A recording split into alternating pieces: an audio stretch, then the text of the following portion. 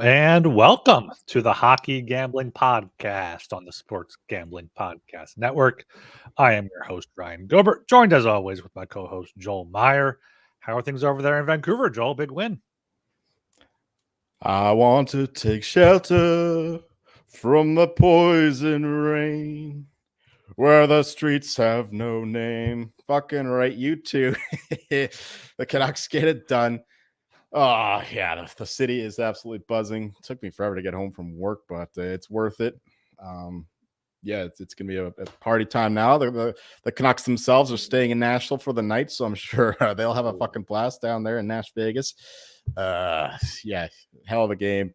Didn't see as much of it as I'd like to, but I saw the important parts. Yeah, I guess we'll get into that later on. But yeah, feeling ecstatic for the city. Yeah, great day. Looking forward to the weekend. Everything's going well. How about you? Yeah, doing good. Should be a good weekend of hockey here at a game six. I was thinking watching the Leafs Bruins game six. I think game sixes are underrated. Like game sevens get hyped up as they should, but game sixes are like just up there in terms of intensity, especially these two, two low scoring back and forth game. I mean, not back and forth because there weren't many chances, but like goaltenders making big saves and yeah, we were going to go live after that game ended. I told you right before it went on, I thought for sure that was going to overtime. And then, 99 seconds left. Pierce Suter finally converts on one of his chances in front there to get it past UC Soros for the win. Shilovs comes up with a few big saves late, some big blocks there as well. So Canucks now move on to face the Oilers. The odds are out already for that series. Seems a bit disrespectful, but we'll get into that a bit later. But yeah, the big story of the night is Canucks moving on, and then Leafs Bruins game 7 tomorrow. That's the only game on Saturday, so it should be an intense battle there as well. Yeah, well, like you said, game sixes, I guess, are underrated. I mean, game sevens, it's do or die for both teams, so I can understand why we love them so much. But yeah, game sixes are always an elimination game. You get the desperate team and the team desperate to kill the other one. So yeah, I mean, every time there's a clinching game, it's usually good, unless it's like a game 4. Then even if the other team wins, it doesn't seem that important. But yeah, finally we're getting some.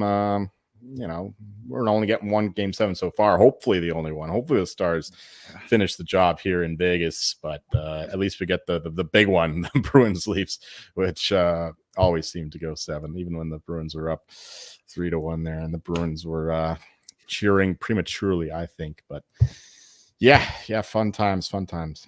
Yeah, everyone was counting the Leafs out. I was listening to 32 Thoughts today with Merrick and Friedman there. Friedman was saying the Bruins look scared to win, and that's kind of what it's like. And he said, like, the Bruins in the regular season, they're just playing a bunch of different teams. They're better than them, whatever. But in the playoffs, you game plan for them, and they don't have enough top talented players. You hear Montgomery calling out Pasternak needs to do more. Marchand's been good, but like, outside of those two, they don't have any natural goal scorers. DeBrusk has been decent here and there. Geeky got his last second goal in game 6 there. But like, if you shut down Pasta, I mean, that's what the Leafs have been doing, and they've been able to win these few games even without Austin Matthews. Yeah, for sure. I said that during the game that the Bruins are playing scared, like they were just playing defensively, and I guess maybe that's their game plan is just make it a slow, low-scoring game, and then eventually they'll find a way at the end. But no, they were useless offensively for most of the game, like especially the first half of the game. They one shot through like 25 minutes, not good. And yeah, you're right. Pasta, they shut him down. That was the game plan, and yeah. They've been hitting him like 3, 4, 5 times a game, and it's showing. Like he's getting less and less effective until finally his own coach calls him out. And yep, like their offense runs through him, and that's how they've done it all year long because they don't have a lot of elite talent, like you said. So if you shut him down, there's not a lot of other options. Like Zaka has disappeared. Coyle is working hard, but he's not exactly a goal scorer, a legit playmaker either. So. Yeah, the Bruins are, if they can't get past to go on, and Marchand is starting to get frustrated himself, then they're going to be in trouble. But we'll see how it goes. We usually, the people in Toronto are calling it a ghost off because the Bruins have their ghosts with their blowing their 3-1 lead last year. Now doing it again. It'd be the first time ever that a team would blow a 3-1 series lead 2 years in a row. And the Leafs, meanwhile, we know about all their struggles in game sevens, especially against the Bruins historically. So yeah, and and the loser of this game is likely gonna see their coach fired, especially if it's the Leafs. The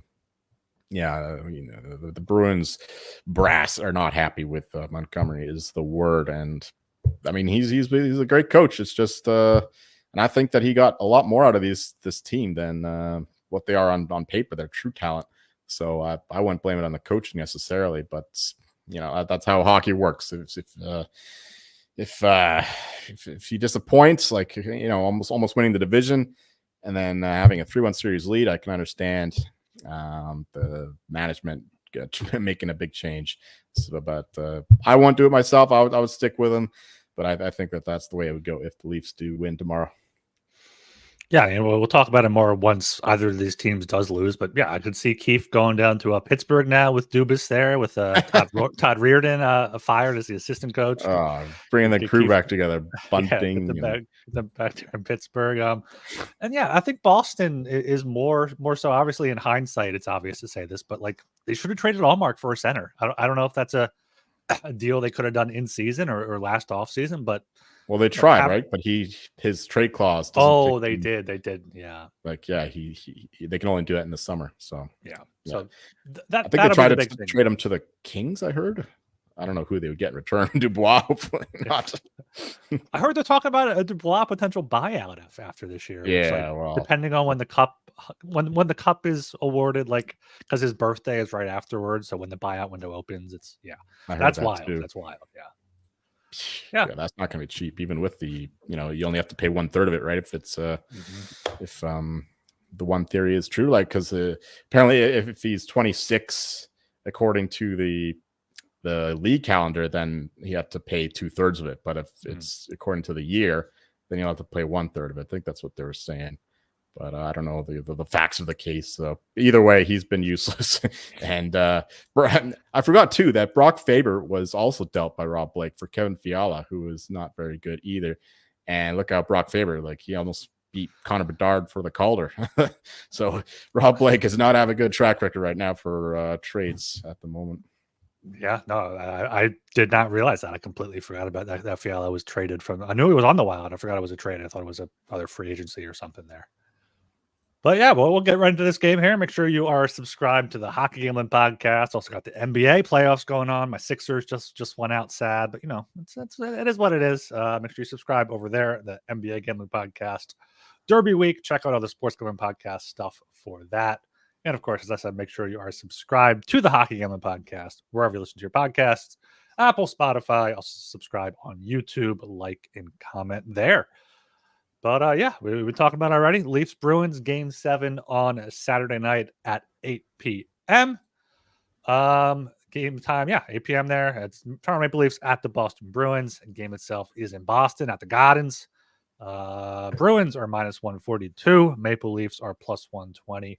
Over under is at 5.5. Over paying off +105 with the under at -125. Joel, do you have any current series bets riding on this, or are you going to be betting this game? Well, I got all the Bruins futures, but they're dead because whoever wins this is going to lose to Florida. I'm very confident in that. It'd be good to get the Leafs out of there. Other than for talent's sake, that's the only reason why I would be remotely inclined to back the Leafs.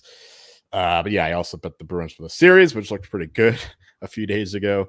They are not playing well right now. It's kind of like a reversal of roles where they are the nervous ones and the Leafs are kind of out battling them, out physically them. And the Leafs are like Tyler Bertuzzi after the game said that he's rarely felt so tired after a game because they're going all out to check the Bruins here and make sure they get it done. But that just makes me like Florida even more. Like they got to play on Monday, and so they're going to be fucking out, beaten up. That's going to be a schedule loss, absolutely.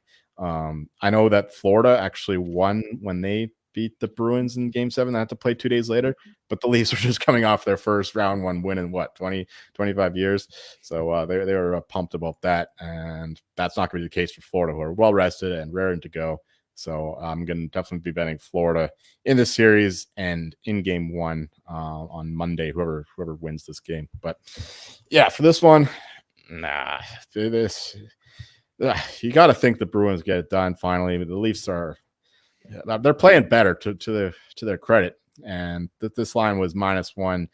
It closed like -180 or something, -190 after the Matthews was ruled out. And I'm sure he's going to be ruled out again. I don't see how he can just have a little bit of warm-up skate, and then 2 days later he can play in a game 7. Maybe he just goes out there, maybe he just plays in the power play or something. But either way, if you want to back the Leafs, I would wait until he's officially ruled out and then take him. But if you want to back the Bruins, I think sooner is better. Yeah, you're getting a bit of a depressed price here compared to 2 days ago. So not entirely sure why the line has moved this much. I guess maybe the play of Joseph Woll has been encouraging to the market for the Leafs side, but no, I can't do it. If anything, no, I can't even pick a side. Like, I think this is just too, it's too, I don't know, narrative-y. Like, you gotta just bet your opinion. Do you think the Bruins will fold and fade like last year and just choke, or do you think the Leafs will go back to their old ways of just losing all these series clinchers, especially in game 7s? And yeah, so pick your narrative for the side. In my opinion, I think that I think the price is slightly better for the Bruins considering the absence of Matthews, likely absence of Matthews, but I'm not betting that myself. If anything, well, no, I probably will bet the under. It's a game 7. These games do go under, and if you look at the series, they're all going under, and there's no reason to expect otherwise. The Leafs have scored 1 power play goal, and the Bruins they dominated in the power play earlier, but that's shut down, especially because they're getting fewer power plays themselves. Of course, as the series goes on, there's fewer penalties. So yeah, the under 5.5 would be my bet in this one. Game 7 unders. It's a tale as old as time. Game 7 unders are a good money maker. Yeah, the under here is definitely the best bet for this game. If you're looking for something, you can get it -120, -125 is fine. Yeah, I mean, only one game went over, right? It was a 4-2 with the empty netter, I believe, for the Bruins there. Yeah, so power play empty net goal for the Bruins in that one with the Marchand goal. So definitely an under 5.5 -125. I said before I like doing the underdog +2.5 and an under 6.5 in low scoring playoff games. So you can do that here. Leafs +2.5, under 6.5 to get it to -120. I did that tonight for both the Canucks games and the Stars game. So that should hit there in both of those hopefully as well. But yeah, like you said, it's an opinion game. You're going to bet what you like. You're going to bet what you're rooting for, and I kind of like the Leafs at +120. Like the Bruins have not showed up. Joseph Woll has been a difference maker in net, and yeah, I just unless Pastrnak shows up, which I don't know, maybe he will here at home in Game 7. I can't lay any juice in this game, so +120 would be my look. As Sharky said in the chat here, he said of all the odds on the board, Toronto in regulation +190 seems pretty tempting. Maybe a Leafs on the actual reverse cowgirl -1.5. If I can find that, could be worth a look because I could see that's always worth a look in desperation games with teams pulling their goalie early. Maple Leafs -1.5 is +270. I mean, if you're looking for a juicy play, that could be it. Have you seen these like Twitter doctors and whatnot looking at video of Austin Matthews saying he may have like a knee injury from a play behind the net? The video does look, he does go down awkwardly. Could be a knee thing because I can't imagine it's just an illness keeping him out. So I could see something like that coming out.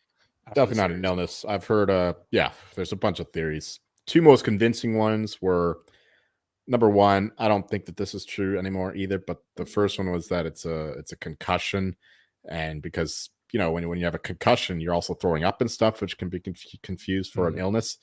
And number 2 is what you're talking about. The Twitter doctors are saying that it's the knee thing, which I think is the likeliest scenario. But I've also heard people say that none of that makes sense. So I have no idea what's going on with Austin Matthews. But yeah, until further notice, I'm going to assume that he's out. Yeah, all I know for this game is that Tommy Toronto will be at the Loose Moose in downtown Toronto, rooting on his Leafs on Saturday. Talon, I think he said Talon is going to be there. Well, Talon's going to be somewhere, I'm sure. Talon's going to be many beers deep by the time this game starts, I imagine. Oh yeah. Yeah. He'll be there with Tammy Toronto, Tanya Toronto. Who's the other guy? Timmy Toronto, probably. Timmy Toronto. Yeah. Tommy. Yeah, that's the only game on Saturday night. I do have some props. Let me pull those up here before we get into the ads. Move on. Nylander under assists -140. If he does anything, he's going to score a goal. He's a goal scorer. So like that. Joseph Wall under 2.5 goals against +105 goes along with the under. He's only allowed 2 goals in 2 games. Morgan Riley over 2.5 shots on goal. He had no shots last game, but 5 before that and 3 in each of the first 3 games before that. So I like the plus odds there. And then Tyler Bertuzzi over 2.5 shots on goal. He's been shooting a lot this series as well. So with Matthews out there, they need someone to step up. So Bertuzzi could be that guy. Max Domi, I think, because Max Domi's been good too. Yeah. It's been awesome this series. All right, we are brought to you by Nira. Bet the run for the roses with Nira bets. Score big on the Kentucky Derby with a double dose of rewards. Sign up for a $25 free bet and $200 deposit bonus with promo code SGPN25. Need more? Bet Kentucky Oaks Day with a $30 bonus. Opt in and bet at least $150 each on the Belmont at the Big A in Churchill Downs. $30 win or lose. Plus, they're giving you an extra $50 for Derby 150. Bet $250 each on the Belmont at the Big A and Churchill Downs for a $50 bonus, win or lose. Visit nyrabets.com to opt in. They have everything you need to bet the fastest 2 minutes in sports. And make sure to claim your $25 free bet and $200 deposit bonus at nyrabets.com/SGPN25. All right, gonna go move over to Sunday now. We have game 1 between the Carolina Hurricanes and the New York Rangers. The game itself is in New York here. Let me pull up the odds. That's not what I'm meaning to do. How do I add this? That's not what I'm doing. Whatever. Hurricanes are -115. Rangers are -105. Over-unders at 5.5. Overpaying off +100. With the under at -120. Jolie, you're on the Rangers for the series. Are you on them for game 1 as well? Yeah, I might as well be, but I'm probably not betting it. I don't feel strongly enough about it, but I hope I got some Hurricanes futures from a long time ago and nothing on the Rangers. So, I bet the Rangers because I think they're going to win, but I wouldn't mind seeing them knocked out. So I'm very wishy-washy on this series in general. But I do think that this is a good spot to take down the Hurricanes, especially with the turmoil going on with Rod Brind'Amour. Still a bunch of uncertainty about his future. You'd like to see that get done if you were a Hurricanes fan or backer, to clear the air and be confident that your coach is 100% committed to the job at hand. But I'm sure he is anyway. In any case, yeah, I think the Hurricanes are just getting a bit too much respect for the market. I hinted at that in the last show. That the Hurricanes getting all this market respect based on their excellent 5-5 numbers and analytical stuff in the regular season, but we know that the playoffs are a different beast, and I believe that Shesterkin has a lot more upside and capability in the playoffs than Freddie Anderson, and the Rangers have a bit more clutchness in their goal scorers. The Hurricanes have a lot of busy bees, a lot of forecheckers, back checkers, and they work hard and all that, but I'm not sure if they have a lot of clutch goal scorers.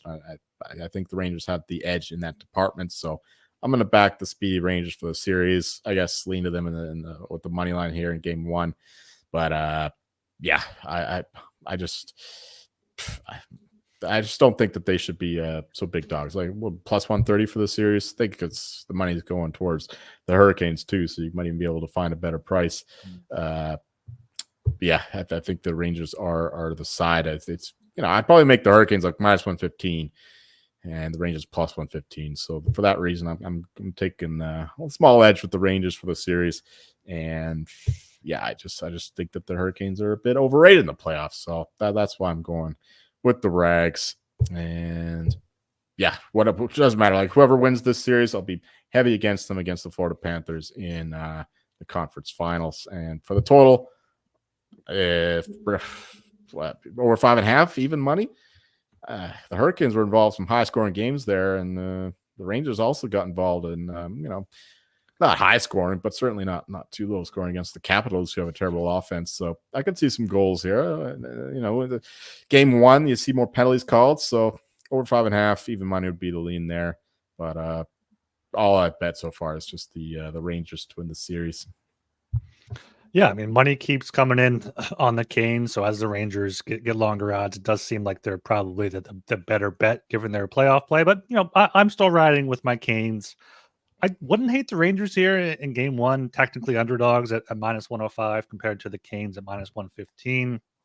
In saying that, Rangers to win game one, Hurricanes to win the series at plus 350 could be something worth looking at. It could see the Rangers getting off to a good start at home. Like you said, more penalties called early on in the series, and they have a better power play than the Hurricanes do. I know the Hurricanes has a good penalty kill, but still here. I do lean to under 5.5 though at minus 120. I know they're could see power play goals, but 3 meetings this season was a 2-1 Rangers win, 6-1 Carolina, and then 1-0 the Rangers there in their only game after the All-Star break on March 12th. So I see something like that and early on. Shesterkin coming up big, Anderson coming up big.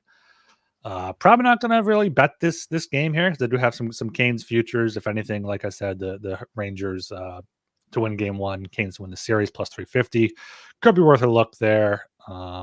Under 5.5 minus 120. And yeah, like you said, the Rangers have more top tier talent. They have Panarin, they have Zibanejad. I mean, Trocheck's been great. Frenier has been stepping up, but I don't know. I think the Hurricanes have the depth. I know they don't have a Matt Rempe, but they don't necessarily need a Matt Rempe on the fourth line. They have 4 lines that can forecheck pretty well. I like how their defense has been looking, and the Rangers just didn't really impress me at 5-on-5 against the Capitals. So if it's mostly a 5-on-5 game, I think the Hurricanes have the edge. If it does get to being where it's going to be a bunch of penalties, I think the Rangers could take over. But yeah, I'm interested to see how the series goes in game one.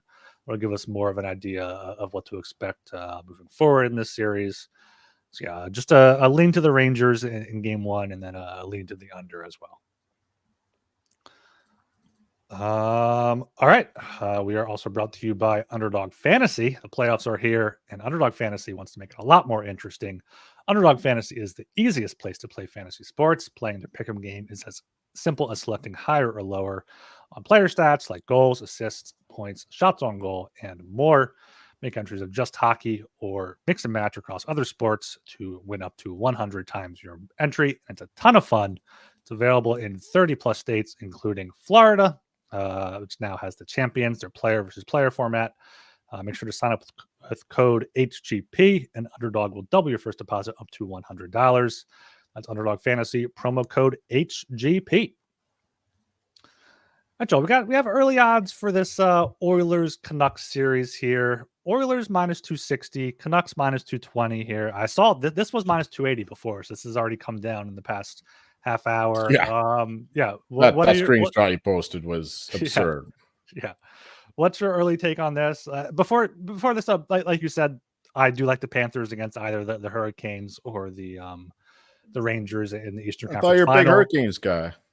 I am also a big Panthers guy though. Like before, if the Predators forced Game 7, I was going to do a Panthers Oilers Stanley Cup Final matchup because the Oilers would have a few days off before their game against a team on short rest, and so with the Panthers. Now I'm seeing the Oilers series is starting. This is going to start on Tuesday, apparently, according to Sportsnet. But yeah, no, I'm Canes or Panthers in the East. Stars is my main team in the West. Oilers secondary to that. But how are you feeling about your Canucks against the Oilers here? Yeah, it makes perfect sense that the line came down when you posted that. The Canucks are plus 235, and even now plus 220 is still too disrespectful. I mean, the Oilers were less than minus 200 against the Kings at home with home ice advantage. Now you get the Canucks in here who won the division. I know they now don't have Demko, but it's not like Talbot and Riddick are playing a lot better than DeSmith or Shelovs, who just got another shutout. He's been awesome in the 3 games he's played. I mean, you can only look at the Canucks here, and the Canucks won every game in the regular season. Sure, like 3 of them were when the Canucks or the Oilers were struggling, but even towards the end of the year, the Canucks went into Edmonton and beat them when the division was still up for grabs in a pretty even game. So yeah, I think that I don't understand this at all. It should not be north of $2 for the Canucks. It should be like plus 160, plus 170. I think they got home ice advantage. You know that Rogers Arena is bouncing.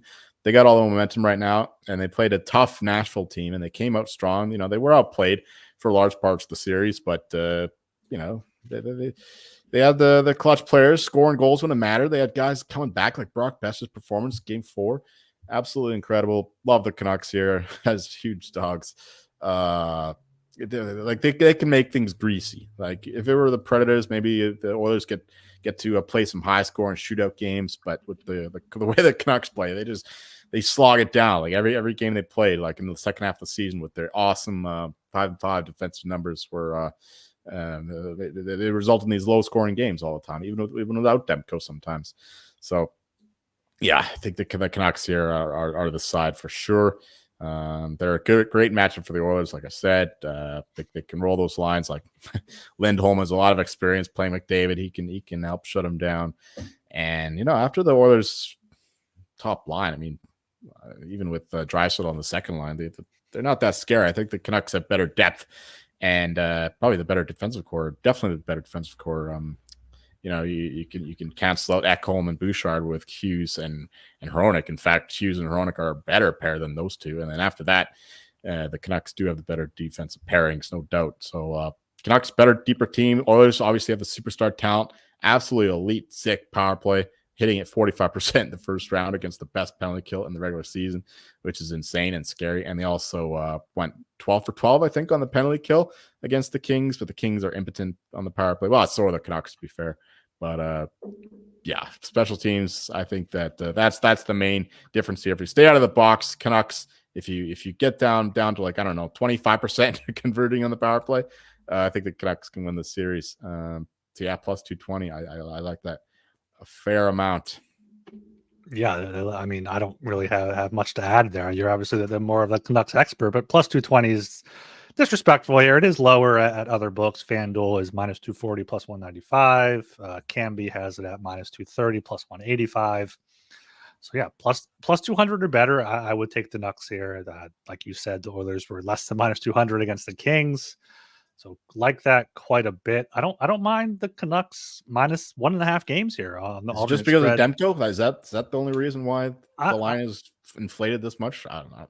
I guess like I don't know. I said I like the Oilers long term after their big win against the shutout win against the Kings when they were outshot by so much, but that also shows at the same time that shows that they can be outplayed. And you know, if the Kings had the depth that the Canucks do, Canucks have 3 good centers: Miller, Pettersson, Lindholm down the middle, and they can easily. 4. Don't forget Teddy Bluger. Sorry, it's Teddy Bluger disrespect here from me. I apologize. I apologize for the Teddy there. But yeah, I mean, the Oilers have their top line, and they haven't done enough from last year to. They added what? Adam Henrique is their big addition. Like he's fine. He's on the top line, second line. But I don't know. The Canucks here, Canucks in 6, I'm seeing on Canby books is 8-1. I'm going to throw something on that. I could see that definitely happening. Canucks getting it done in 6 with, you know, Stuart Skinner has one bad game, kind of spirals from there. Over 5.5 games I'm seeing as well, minus 168. I like that a lot. I see both of these teams winning at least 2 games. I think that's a good price. Oh, and yeah, over 5.5. Go back to the Rangers Hurricane series. It's at minus 180. I like that a lot. I think both of those teams are gonna. I mean, we saw the Hurricanes get swept in a close sweep last year by the Panthers, but I think they have enough to beat a few against the Rangers. And same thing here. This should be a long series. Canucks know how to beat the Oilers. They were mostly early on in this season, but still, I think they're going to should be well rested enough now with the whole weekend off and Monday before the Tuesday game. Oh, they're gonna need it. They're gonna need that rest after partying down there in Nashville all night tonight. Yeah, like you said, the smash Vegas down there. So we're gonna need every minute of recovery they have there. And yeah, I like the Canucks here plus 220, plus 200. I would like them too if that's available. It's available at your book. Let's see. Game 1 odds are out. Game 1, Edmonton minus 142, Canucks plus 120. Like that's closer to what the series should be. I feel like maybe a little bit steeper towards the Oilers, maybe minus 160, plus 140, similar to the Rangers series. But I don't know. The Canucks, I think, are getting disrespected a lot here. which they shouldn't be. They should not be. Absolutely. I mean, Thatcher Demko actually skated yesterday. He didn't go through some intensive drills or anything, but there is a chance that he returns in these playoffs, possibly this series. Who knows? Like, there's a lot of, we talk about Austin Matthews mystery. There's also mystery surrounding the ailment of Thatcher Demko.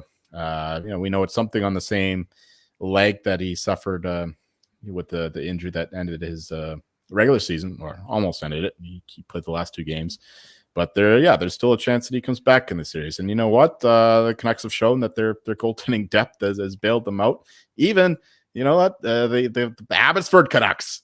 Terry Sawchenko, I think his name is, the third string goalie for the AHL's team of the Canucks is actually playing well and got them through to the next round. So the Canucks have extreme goaltending depth, and I think that's going to be good enough, even if Demko does not return.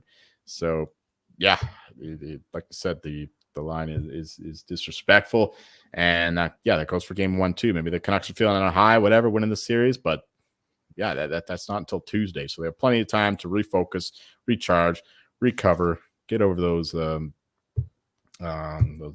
parties down there in Nashville. I don't know what they drink, otherwise I'd make a reference, but bourbon, I guess. You got moonshine down there in Tennessee. Jack Daniels, Tennessee whiskey. Yeah. Bourbon, or what did you say? A moonshine? Moonshine. Yeah. Canucks. Canucks not drinking moonshine. No way, man. They're used to. I don't know what do they drink up here? They probably drink. I don't know. What do you drink? PBR. To have smashed some PBR down there. The Canucks aren't drinking PBR either. Maybe JT Miller. I could see him doing that. Yeah. Speaking of which, he was fucking awesome this series. He's a leader of the team. If he plays like this the rest of the way, he could have a chance to be the Conn Smythe winner should the Canucks achieve a miracle and win the cup. But still Quinn Hughes is the man. I'm seeing over 5.5 games at -150 on Canby books here. I'm gonna bet that as soon as we're off this here. Do you agree? It should be a long series, right?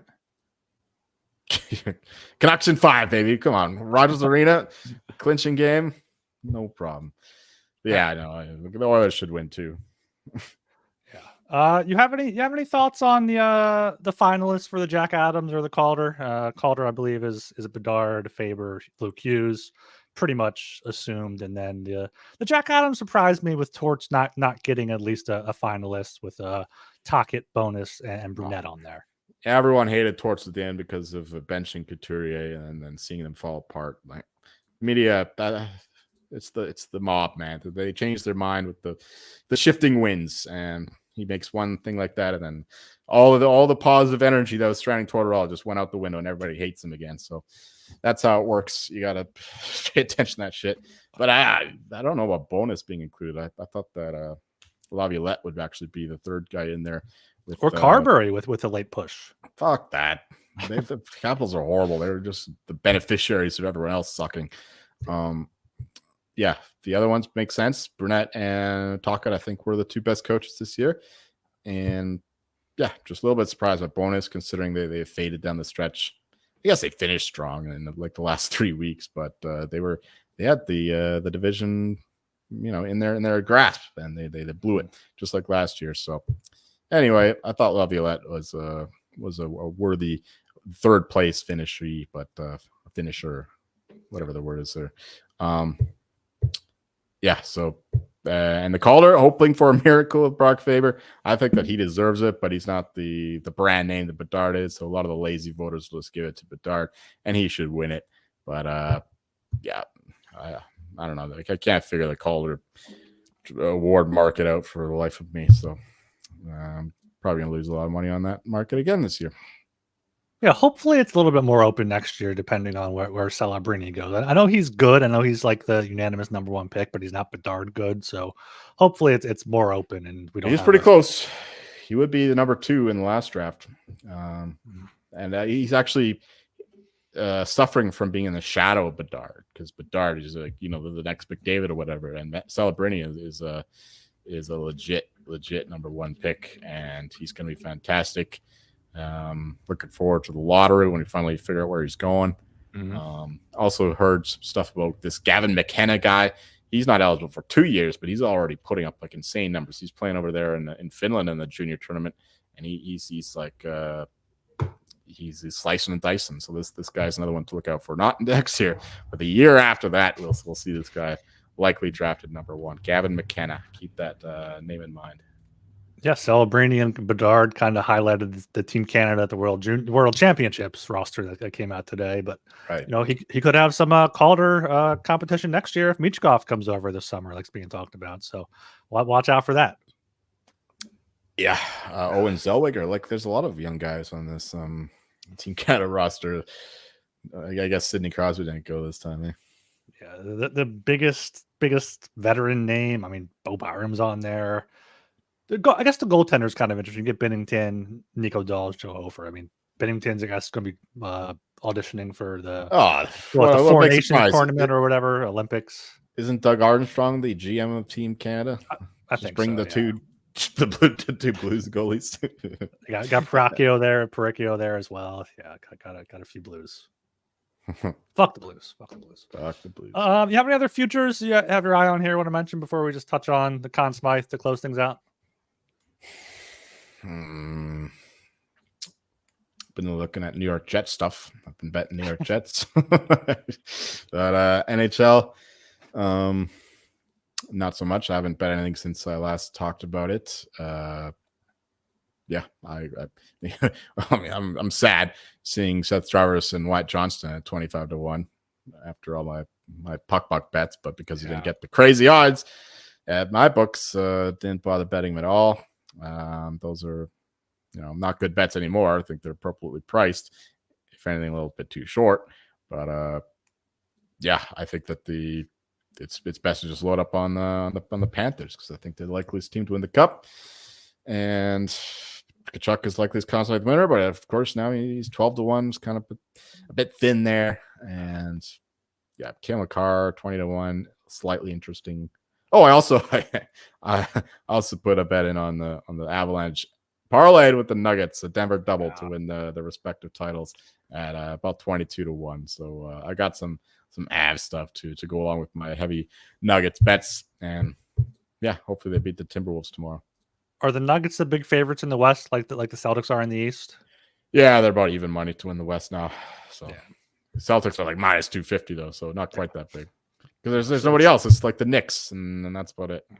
Yeah, the Knicks aren't doing shit. No.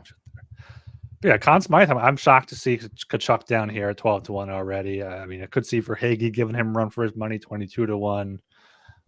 Hurricanes wise, you got Anderson to 1, Gensel 19-1. I guess they're just going off name because he hasn't done too much yet. I think he had a few assists. I don't know where Svechnikov's here 35-1. I could see him getting it, but yeah, we'll get more into that as these series move along. As we've said, this is when second round you start getting your eyes on who might actually be in the running for this thing, and we'll have our full Canucks Oilers series preview, I guess, on Monday night ahead of Game 1 on Tuesday, if that is indeed when that's happening. Sounds good. All right. Anything else here for the weekend before we close things out? No, I'm good. Got to get to the Stars game. They're being outplayed by the looks of it. Every time I look over there, the Knights are in their zone. You can see the TV. Oh, you're squinting. I got to squint. Yeah, you got to squint. Yeah. All right. Make sure you are subscribed to the Hockey Gambling Podcast, where you listen to your podcasts. Apple, leave us a 5-star rating and review. Spotify, same thing. Also subscribe and like and watch on YouTube, youtube.com/@HockeyGamblingPodcast, or just search for us there. Follow us on Twitter @HockeySGPN. We tweet out all the new episodes and clips and whatnot. And get in the Discord, I guess, if you want. sg.pn/Discord in the hockey channel. Throw your locks in there. Free plays, free wins. So that's what we want in there. All right. I am Ryan Gilbert. You can follow me on Twitter @RGilbertSOP. And I'm Joel Martin. You can find me looking forward to the Kentucky Derby. I did make a few bets on this one. I forgot to mention Catching Freedom is my guy. 10-1 to win it. Top 3 3-1. And 2 other horses I like. I don't remember their names. But I'm fading Forever Young. That's what I'm hearing. He's not looking good there. My guy Drew Jinsick has got boots on the ground. He does not like the way Forever Young looks. Whereas Catching Freedom is full of anger and he's ready to race. So fading Forever Young, loving Catching Freedom. A couple other horses I gotta remember. I'll toss them in the Discord, I guess. But yeah, excited for the. I'm gonna wait for hours for 2 whole minutes. Sometimes it's classic Saturday night there. Lead up of hours for just 2 minutes of excitement. Yeah, foreplay is the best part. See ya.